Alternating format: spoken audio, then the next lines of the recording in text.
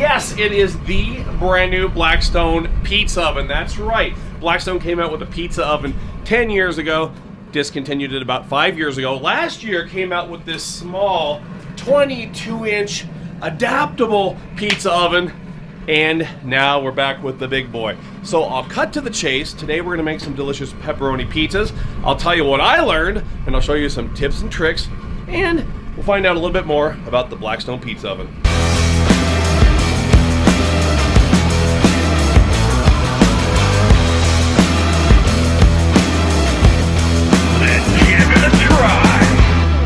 Before we get started, the Blackstone pizza oven is available at blackstoneproducts.com only, and there's actually an introductory special offer. So, coming in here, check it out. Brand new paint job on this bad boy.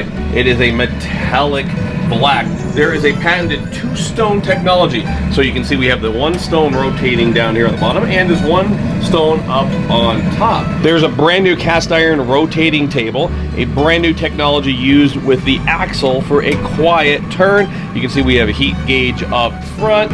We can adjust the flame up and down. Adjustable regulator in the back in case you want to increase or decrease your gas flow. It comes with a pizza peel and a sleeve that you can attach to either side of the cart. Speaking of the cart, totally redesigned. You can see it's vented, has a really sleek look, and there are 4 locking casters. Up top, the original pizza oven was just single ply steel. This is double wall construction and stainless steel inside for easy cleaning, and the oven runs at 60,000 BTUs. So I just made a batch of dough. People always ask me for my dough recipe. Hey, I'm not that smart, I'm not a baker, so I use the Quick Rise New York dough recipe from blackstoneproducts.com. We start out with 4 cups of bread flour. I actually just used all-purpose flour. 1.5 cups of warm water. A teaspoon of instant dry yeast. I used the bread machine version. 3 teaspoons of honey.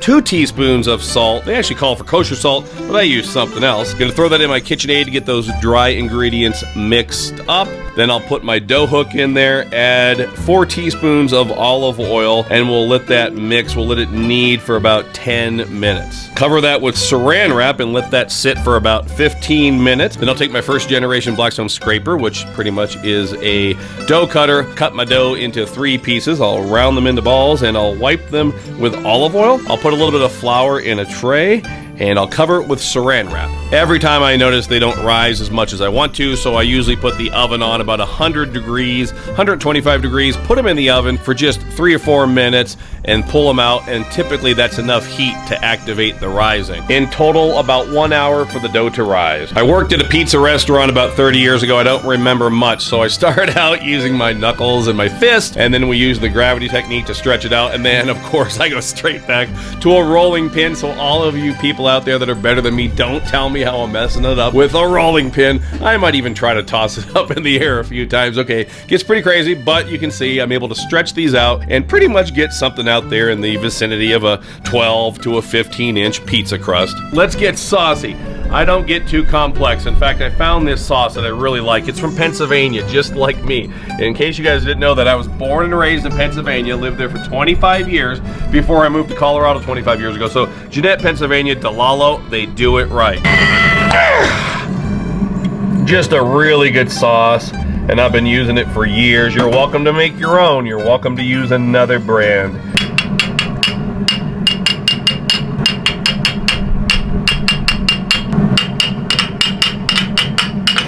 Alrighty, I have that semolina flour down here on my pizza peel there. So the pizza doesn't stick, you can use semolina flour. Some people use cornmeal. First time ever using my Blackstone sauce ladle. You could certainly use a teaspoon, a tablespoon. In fact, it's what I always used until today.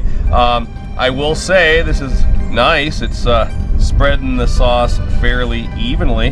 Then I go down with some shredded mozzarella. You can see I just left a little area on the edge there. That's gonna be, you know, my crust. So I don't fold it up or bend it or pinch it or anything. I like to use mozzarella, different types. Sometimes we use shredded. Sometimes I'll augment it with a little bit of provolone, some sliced provolone and sliced pepperoni. So I'm gonna go ahead and put some sliced pepperoni on my pizza to space it out evenly, and Make sure I get a lot of pepperoni on my pizza. And typically I'll add a bunch of Italian seasonings on top of the pizza. If you want to keep it simple, grab Blackstone's Tuscan herb, Chudo Italiano, or any kind of random pizza spice, and just sprinkle that down on the pizza like so. And I'll do a temperature reading of my stone. It's blazing hot, so I'm gonna go ahead and back that down. I'm not an expert at this, but most people that are cooking fresh dough pizzas want their stone to be somewhere in that 550 to 900 range. This oven will actually heat consistently anywhere from 100 degrees on the low end all the way up to 900 degrees on the high end. When I just did my reading there, I was around 900 degrees. I went out on my own and bought a wood pizza peel. I just like it for creating the pizzas and for launching them, so you can do whatever you want to do. Again, you'll see that semolina flour doing its trick. We should be able to slide this right onto the stone, and there we go. Like I said, I was around 900 degrees on this first one, so I'm getting a little paranoid. I cranked the temperature down. The bottom of the crust is looking perfect. Check it out, Kim. So that's looking really good. I think we're gonna get this dialed in after a few uses. It's about 45 seconds to a minute right there. All right, it's been about 90 seconds or so. And I have burnt edges, all right? Go ahead and condemn me, but I have burnt edges. We're gonna go ahead and make this other one real quick.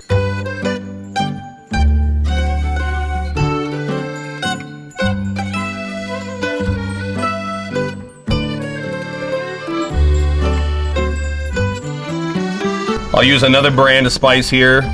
Big Axe spice. Picked that up at Jungle Jim's in Cincinnati this summer. And in on the pizza peel, let's see if I do a little bit better.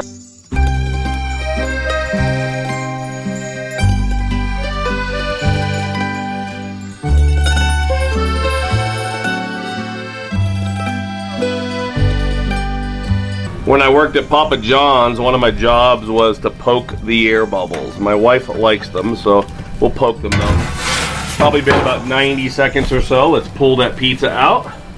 And straight in with pizza number 3. Straight down on that stone. All right, probably been about 90 seconds or so on my last one. That's the cheese pizza, so let's pull that out. Take a look at that. So there we go. I think you can see a progression as well. They definitely look better towards the second and the third pizza that I made. Let's just pick a few at random here. I got Blackstone's brand new pizza rocker, by the way. I've always used this up until today, the pizza cutter, you know.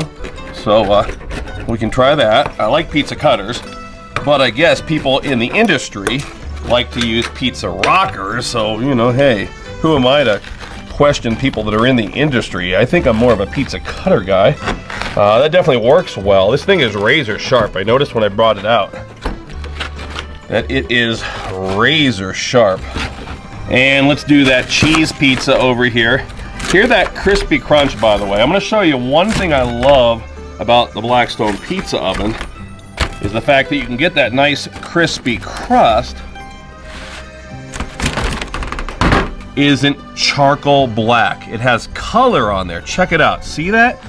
Accents of black. Look at there. I think some people, we saw a question the other day, somebody asked if we can get the leopard crust. I'm assuming that's what you mean by the leopard crust, but check it out. That's how I want my pizza to look there.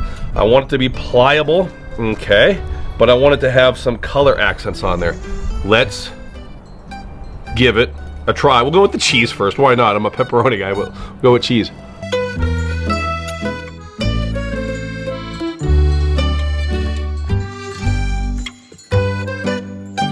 Growing up, my dad had to have Frank's Red Hot on his pizza, so I love Frank's Red Hot.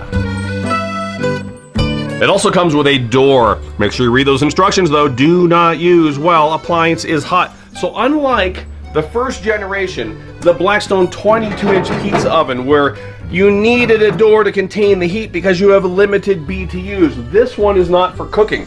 If you put this on there while you were cooking, you would probably get this thing up to 1,500 degrees, maybe close to 2,000. Very dangerous. You don't want to cook with this. This is more for storage and protection to keep creepy crawlies out of there, to keep snow drifts from blowing into your pizza oven. That is a delicious slice of homemade pizza, and this is Blackstone's brand new pizza oven with cart, available at blackstoneproducts.com.